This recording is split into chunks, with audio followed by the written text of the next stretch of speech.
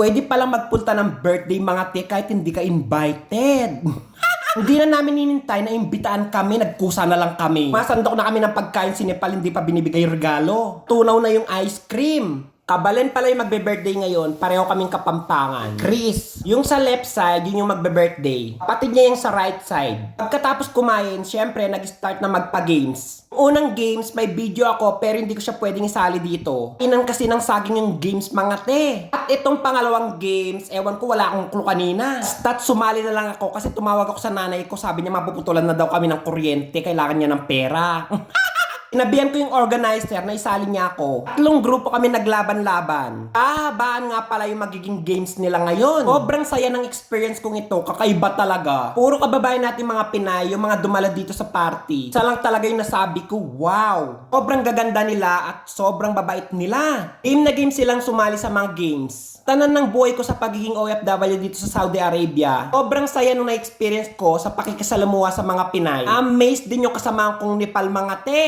Kapag kain, pamilyar na sa kanya yung mga kinain namin kanina. Sanay na siyang makakita at makatikin ng pagkain Pinoy. Kaya yung mga nakikita niyang mga babae, hindi siya sanay sa mga ganyan mga te. Gandang Pilipina nga ang tawag dyan. Sama si David sa pag-games na to. Utukan ng lobo. Kung sino yung may matirang lobo, syempre siya yung panalo. Ngayon lang naranasan ng kasama kong Nepali yung makasalumuha sa mga Pilipinang magaganda at mababait.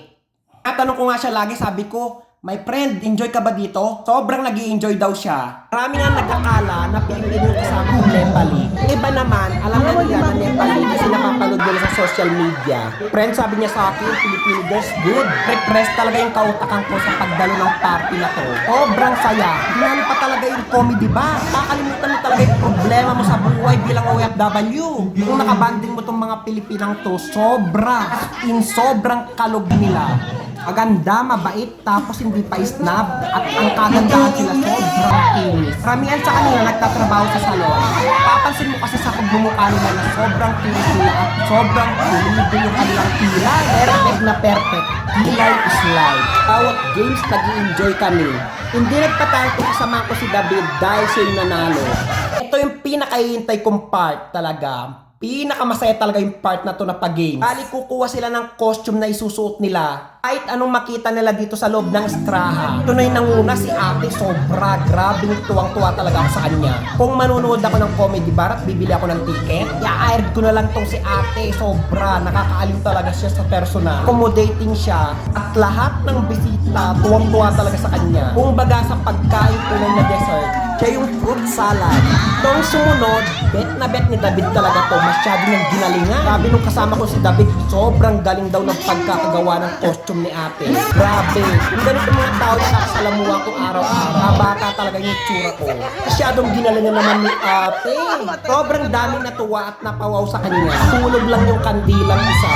At itong sumunod, makinis, maganda. Parang model ng silka.